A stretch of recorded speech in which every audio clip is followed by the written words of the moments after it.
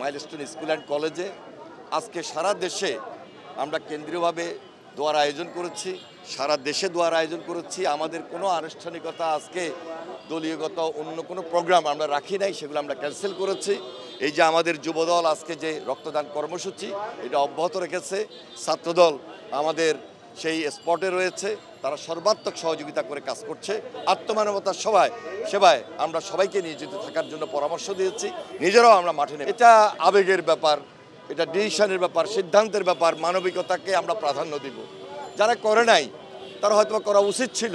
জনগণ এগুলা নিয়ে নিশ্চয়ই আলোচনা করে, সমালোচনা করে। এই জন্য আমাদের সবাইকে সতর্কভাবেই চলা উচিত, প্রোগ্রাম দেওয়া উচিত।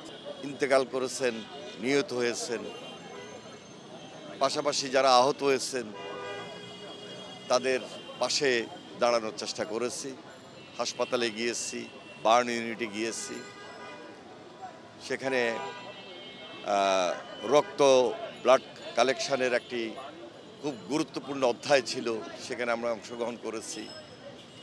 পাশাপাশি আইনশৃঙ্খলায় যেন খুব স্বতঃস্ফূর্তভাবে অ্যাম্বুলেন্সগুলো যাতায়াত করতে পারে, আসা যাওয়া করতে পারে, দ্রুত রোগীদেরকে হাসপাতালে নিয়ে যেতে পারে, সর্বাত্মকভাবে আমরা চেষ্টা করেছি।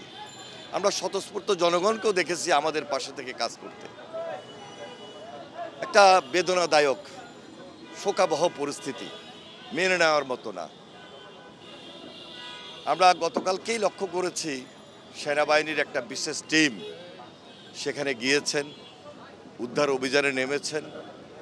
সরকারের নিরাপত্তায় যারা সংশ্লিষ্ট ছিলেন তারা গিয়েছেন, বিশেষ করে ডাক্তাররা।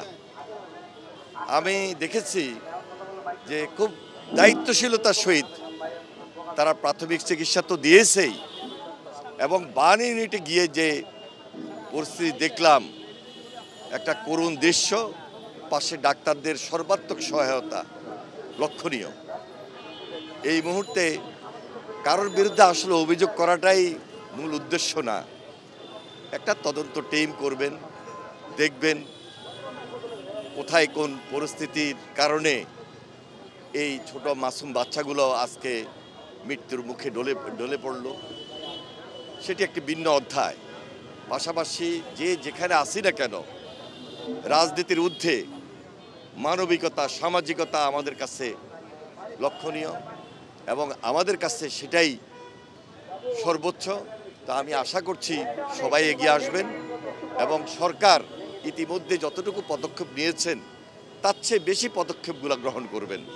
প্রত্যেকটা পরিবারের পাশে দাঁড়াবেন, পরিবারের পাশে এই মুহূর্তে আর্থিক সহযোগিতার হাত বাড়িয়ে দিবেন।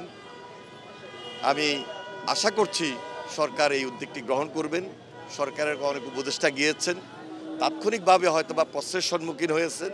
আমরা আশা করব যে সকলে মিলে যেভাবে আমরা ফ্যাসিবাদের বিরুদ্ধে লড়াই করেছি, সংগ্রাম করেছি, ঐক্যবদ্ধ আন্দোলন করেছি, এই ক্রাইসিস মুহূর্তে আমরা জাতি সবাই এগিয়ে আসব এই সমস্যা, এই পরিস্থিতি মোকাবিলা করার জন্য।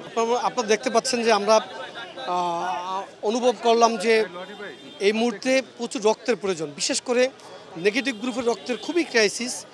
তো আমরা গতকাল থেকেই কাজ করছি। আমাদের ব্যক্তিগতভাবে অনেক ডোনার হসপিটালগুলোতে গিয়ে রক্ত দেওয়ার চেষ্টা করেছে, অনেকে দিয়েছে।